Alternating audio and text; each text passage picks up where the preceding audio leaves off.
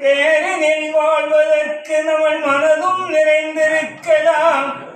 நேர்மை கதி அடைவதற்கு பிறவி எடுத்ததை மாற்றாத செயலும் மாறாத குணமும் அயகாத எண்ணமும் ஆனந்தத்தை குறைக்காத வயதும் வைத்து ஆழ்வாரிடத்தில் சேர்கின்ற போதெல்லாம் நம்ம குடும்பங்கள் வளரும்படியாகவும் செய்கின்ற தர்மங்கள் நிலைக்கும்படியாகவும் இந்த எடுத்த உடலுக்கு புனிதனமான புண்ணியம் அடைவதற்கு பலன் கிட்டி வாழும்படியான கருணையும் கிடைத்து இன்னம்மாள் நீங்கள் தந்த பாக்கியம் பெருக அன்பால் நினைந்து அருளினில் நாடி உலகத்தில் சேரும் போது பிறவியின் மாறால் கடனும் பிறவிலார் வழியும்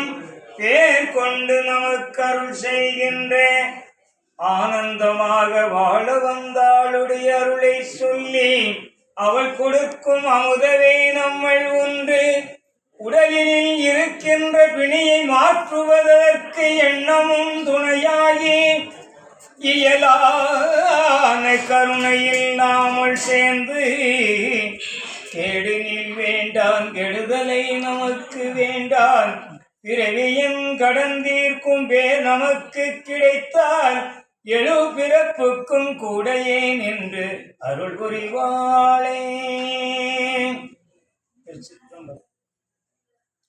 ஒரு நிலையிலேயே ஒருவர் செய்கின்ற தர்மத்திலே இடுகின்ற பிச்சையிலே அவருக்கு அப்பமே மோட்சம் கிடைக்கும்.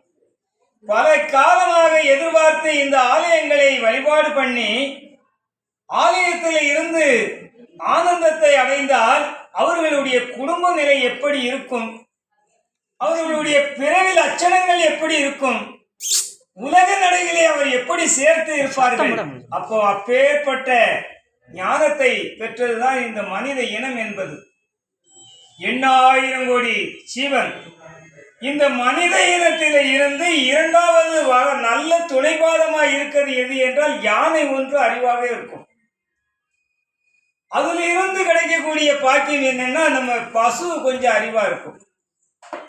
அப்ப நாம எப்படி இருக்கணும், இந்த எருமையும் பசுவையும் தளைஞ்சு விட்டால் எருமை எங்க இருக்கும், வெயில் அடித்தா தண்ணிக்குள்ள போகும். அந்த தண்ணிக்குள்ள எருமை இழுக்கும் போது பசு வெயிலுக்கு இழுக்கும்.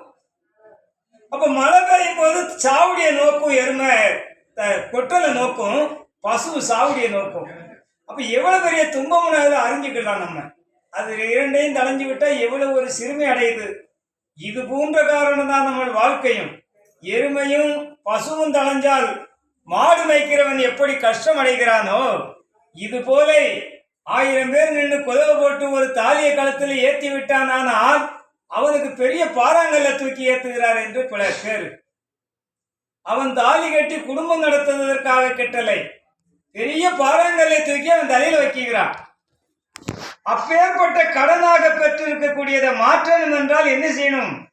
ஓம் சிவாய நமச்சிவாய ஓம் சிவாய நமச்சிவாய என்று சொன்னால் இந்த ஆணும் பொண்ணும் ரெண்டும் சொல்லுவதாகவே இருந்தால் அங்கே பூமியும் நல்லா விளையும், வீடும் பொங்கி வரும், குழந்தைகளும் நல்ல குழந்தைகள் பிறக்கும், நலமாக வீடு நல்லா எல்லா வச்சிருக்க பொருளெல்லாம் பந்தோஸ்தா இருக்கும். அப்படி அதை சீரும் பாரமா கொண்டு வரதில்லை. அதை கொண்டு வரணும் என்றால் இந்த ஓம் சிவாய நமச்சிவாய நம்ம சொல்லியே ஆகணும். காலை ஒரு 2 நேரம், மத்தியானம் 2 நேரம், சாயங்காலம் 2 நேரம் சொல்லுவதாகவே இருந்தால் நம்ம பிறவி கடன் அப்பவே மாறுதுன்னு சொல்லுகிறார். காரைக்கார அம்மாளுக்கு தொல்லை பெரிய தொல்லை. இந்த காரைக்கார அம்மா எவ்வளவு தொல்லை அடைந்தாலும் என்ன செய்வான்றால் சிவன் வந்தா உடனே ஓடி போய் சாதத்தை அள்ளி திருவோட்ல போடுவான். கஷ்டத்தை எதிர்பார்க்க மாட்டான். ஆனா கஷ்டம் கொடுத்தது சிவன் தான். அப்படி அவன் நினைக்கவே மாட்டான். அதனால இந்த சட்ட புத்தகத்துல பேர் வந்திருக்கு. சுவாமி வள்ளலார் ராமலிங்க சுவாமியினுடைய திரு அருளாலை ஏற்றிய சோதி இந்த ஜோதி. இப்படி ஆயிரக்கணக்கான ஆட்கள் இருந்த அந்த ஜோதியை ஏற்றுகிற போது நம்ம பூமி சொலிப்பாகும்.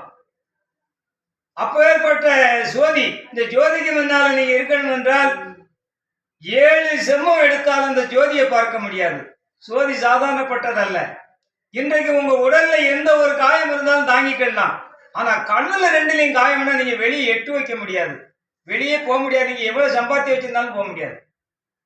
அதுபோல இந்த ஜோதியை ஏற்றி பார்க்குகிற போது இந்த ஜோதியினுடைய ஒளி வானத்துக்கும் பூமிக்கும் நிறைந்திருக்கக்கூடிய கடன் பெற்றது. அப்பேற்பட்ட ஜோதி ஏற்றும் போது இப்படி எல்லாரும் இருந்து ஜோதி ஏற்றும் போது ராமலிங்க சாமி வள்ளல் பெருமாள் பக்கத்திலே ஒரு சிறு குழந்தை இருந்து 6 வயது குழந்தை தண்ணியை வந்து பக்கத்துல வச்சுச்சான். எல்லாத்துக்கும் எண்ணெயை வச்சாங்க, சாமி பக்கத்துல தண்ணி வச்சாங்க. அவர் அதை தூக்கி உள்ள ஊத்தி தீப்பெட்டியை வெட்டி விட்டாரு. திரி போட்டு விட்டா இன்னைக்கு அதான் அந்த பச்சை தண்ணில அங்க எரியுது. வடலூர்ல எரியக்கூடிய தெய்வம் பச்சை தண்ணியில் எரிகிறது. அப்பேற்பட்ட ஞானம் படைத்தவர் ஒரு சுவாமி.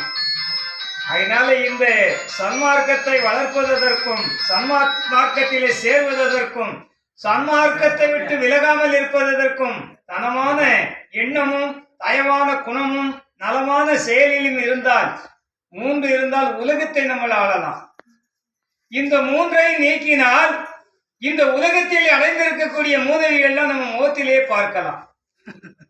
ஆமா, இந்த 3ஐ யார் ஒருவர் வைத்திருக்கிறாரோ அவருக்கு எல்லா லட்சணமும் தெரியும், தெளிவா வரும் முகத்திலே. அந்த ஓம் சிவாய நமசிவாய என்று சொல்லுகிற போது அவர்களுடைய குழந்தை தானமும் வீடு இருக்கிறதும் அவர் நிலங்கள் இருக்கிறதும் அவர் போற பாதையிலும் பார்த்தால் அதனுடைய கலா காட்சியங்கள் நலமாக தெரியும்.